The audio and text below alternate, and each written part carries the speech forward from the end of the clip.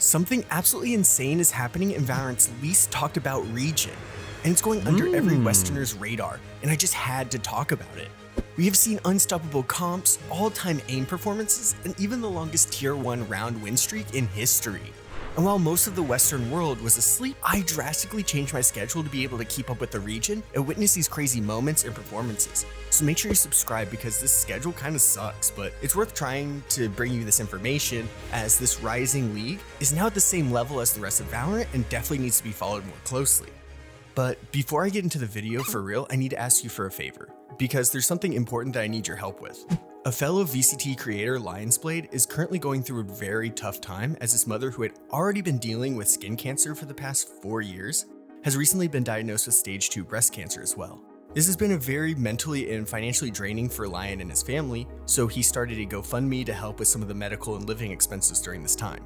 So please donate if you can, or at least just spread the word a bit. I'll be donating this video's revenue as well as the next video, as well as an initial donation of $30. Every cent helps as his family's fighting through this. Also, maybe watch a video or two from his channel, it'll really help. So I linked the GoFundMe and his channel in the description and comment section, so make sure you do that, and let's get right back into the video. So for most of the other leagues outside of G2, most of the Ascended teams have struggled, which makes sense since they were just recently tier 2 teams with tier 2 players, getting used to the franchise league. But in China, this hasn't been fully true, as both XL and Dragon Ranger Gaming have looked much more like franchise teams than a decent amount of other rosters around the game. As Dragon Ranger continues to look like a team worthy of staying in the league, as Vukashu has shown off as one of the best aimers in the world.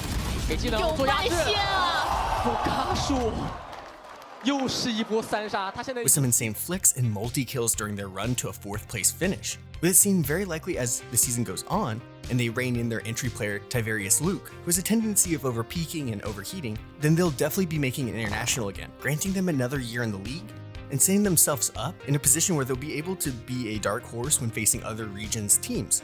But not to look out of place, the newest Ascended team XL.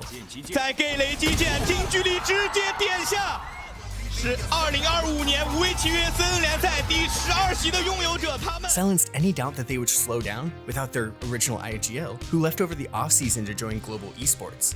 XL went on an impressive lower bracket run after pushing Bilibili to a map 3, where they were 1 round away to send it to overtime and possibly win behind their star duelist Rarga, who, if they make it an international this year, will be a difference maker for this team as he's actually insane.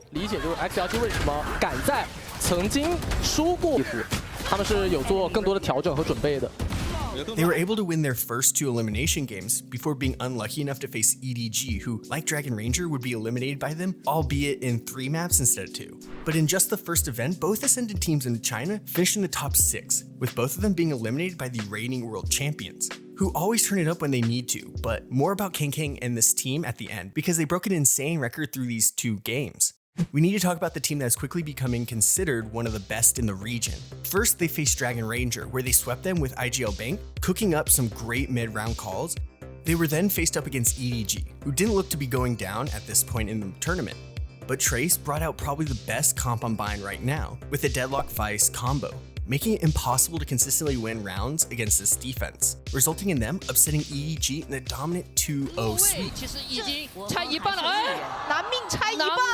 拿命拆一半会很危险。现在球球1v1面对到 Locking， 两面其实都没有什么技能了，正面 Locking 打掉了球球，同样的13比4，提议2比0。 With people who didn't watch the game thinking the result is just proof that EG's World Championship run was a fluke. But if you watch the match, you realize it's just that Trace is now a top-tier team, possibly a roster that can compete with any team in an international event, which they'll get a chance to after defeating Bilibili in a map 3. 闪了，这波会很难进，想要进的话可能就要投更多。不过反手的一个闪，所有人吃到闪光的效果。与此同时，小开在点里转起来了。 一个人接住了对方所有人的 rush， with yet another player showing they can step up when the team needs them the most, making this team look more and more complete as the games go on. But the team to face them in the grand finals is a familiar face as EDG went on an impressive run after falling down early to elimination against Trace. And really, it looked like EDG would fall for the same champion's curse that has hurt every world champion before them. But it turns out that EDG are truly the protagonists of the Chinese league, as after dropping Map 1 to XL, they became their championship selves, as they'd go on a record-breaking run of round wins, with King leading the way as the insane cracked opera he always is. After winning Map 2 to force a deciding Map 3, EDG would go on the longest Tier 1 round win streak, as on Haven, they were just completely unstoppable. Fine sitting at the back. Oh my god, that was so satisfying. As they 13-0'd XL to eliminate them, to bring the total to an impressive 17 rounds in a row. Damn, dude, they 13-0'd him. They 13-0'd him. We had two insanely close maps where arguably they should have lost. But against Dragon Ranger Gaming, they would be blessed with Dragon Ranger seemingly not paying attention to the last game, and deciding to pick Haven as their map pick. Whoa. DRG witnessed a 13-0 yesterday, and they say, sure, let's play him on it. This would be a gigantic mistake, and probably what cost Dragon Ranger the win, as they truly were looking good before this.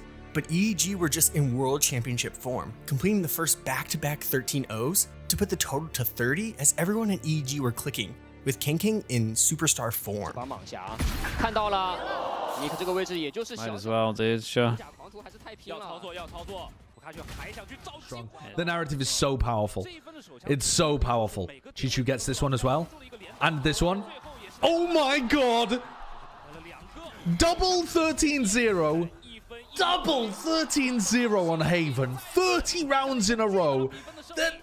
They woke up. They were able to push the record to 32 before Dragon Ranger won the bonus, but this momentum was enough to win Pearl 13-9, to complete their elimination of the two ascended teams.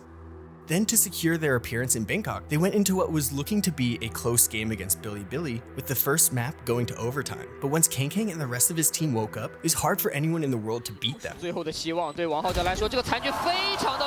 With Haven being the clear reason why they were able to put it out of reach so early for Billy, being unable to reverse sweep this red-hot team. And while they look to be eliminated early just a few days ago, they are looking a lot more like themselves again as they get ready to take the stage at another international event.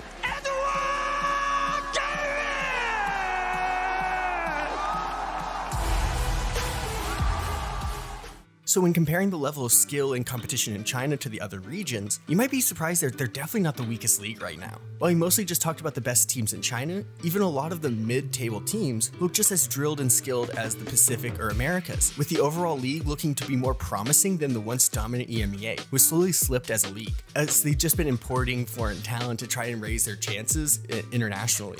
That being said, I do believe that China has the lowest floor in their league, as teams like Tyloo, Wolves, and All Gamers don't look at the same standard as the rest of Tier 1, as they still try to figure out the right Chinese talent to bring from Tier 2.